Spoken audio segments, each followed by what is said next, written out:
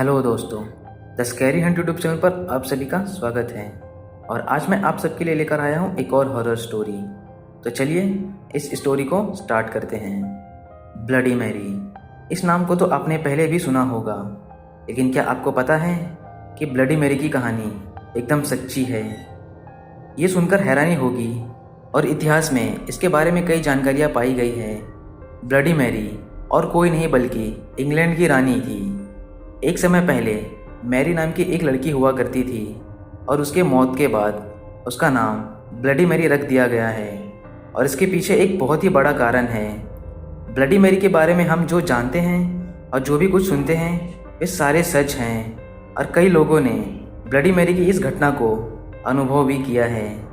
Bloody Mary एक आत्मा है जिसे आप रात के 2:33 से लेकर 3:33 तक इस समय में आप ब्लडी मैरी को अनुभव कर सकते हैं। और कहा जाता है कि एक मोमबत्ती को लेकर बड़े शीशे के सामने खड़े होकर 3 बार ब्लडी मैरी ये नाम लेने से उस आत्मा वो शीशे में दिखने लगती है। और बहुत से लोगों ने इस चीज़ को अनुभव भी किया है। इंग्लैंड के एक व्यक्ति ने रात के 2:40 पर अपने घर के शीशे के सामने खड़े होकर ब्लडी मैरी का नाम 3 बार लिया, और कुछ ही समय बाद उसने शीशे में देखा कि एक लड़की जिसकी आंखों से खून निकल रहा था, और कुछ सेकंड तक उस लड़की का चेहरा शांत रहा, और कुछ ही देर बाद वो लड़की शीशे से बाहर निकलकर उस आदमी की आंखों को नोच लिया। लेकिन फिर भी वो आदमी जिंदा बच गया।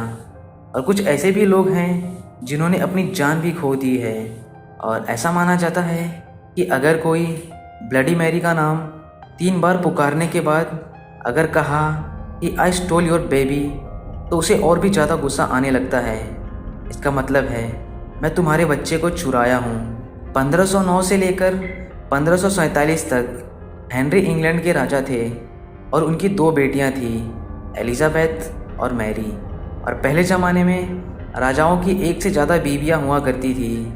तो हेनरी की भी बहुत सारी बीवियाँ थीं, और मैरी हेनरी की पहली पत्नी की बेटी थी। मैरी को उनके पिता इतना पसंद नहीं करते थे, और उसके साथ बर्ताव अच्छा नहीं किया करते थे। महल में नौकर होने के बावजूद मैरी महलों के सारे कामकाज करती थी, और मैरी के पिता उसे जो कुछ भी करने को कहते वो वही करती, और कभी कभी उनकी बातों को वो अमान्य नहीं करती थी। 1547 में राजा हेनरी की मौत हो गई, और उनके पिता के मरने के बाद प्रजा के अनुसार मैरी को इंग्लैंड की रानी बना दिया गया। रानी बनने के बाद मैरी अब जो चाहे वो कर सकती थी, लेकिन उस समय कुछ हालातों की वजह से इंग्लैंड में धर्म को लेकर लड़ाई चल रही थी। लेकिन मैरी ये चाहती थी कि पूरे इंग्लैंड में एक ही धर्म हो, लेकिन उसकी इस बात को लोगों ने नकार दिया था। जो लोग मैरी की इस बात को नकार रहे थे, मैरी ने उनको मरने की सज़ा दे दी, और कई लोगों को जिंदा जला देती थी। इसकी वजह से मैरी को लोगों ने पसंद करना बंद कर दिया, और उसे अपने एक शत्रु के रूप में देखने लगे। और कहा जाता है कि जब वो नहाती थी तो वो पानी की जगह खून में नहाती थी, क्योंकि मैरी का मानना था कि खून से नहाने से ज़्यादा दिन तक जवान रहा जा सकता है। और कुछ सालों के बाद मैरी ने शादी कर ली, और वो एक साधारण सा जीवन बिताने लगी। मैरी को एक बच्चे की ज़रूरत थी, ताकि उस राज्य का राजा या रानी उसके बच्चे को ही होना था। तो कुछ महीनों के बाद मैरी गर्भवती हुई, और इससे पूरे इंग्लैंड के लोग खुश हो गए कि मैरी का बच्चा जन्म लेने वाला है। लेकिन उस समय एक बहुत ही अजीब चीज़ हुई। कोई भी बच्चा मैरी के गर्भ से जन्म नहीं लिया था। इस घटना से सभी बहुत आश्चर्य हो गए, और कुछ ही महीनों के बाद मैरी का पेट पहले जैसे नॉर्मल हो गया। और उस समय के ओझा ने उन्हें बताया कि इतने दिन से कोई बच्चा नहीं बल्कि एक भूत मैरी के पेट में वास कर रहा था।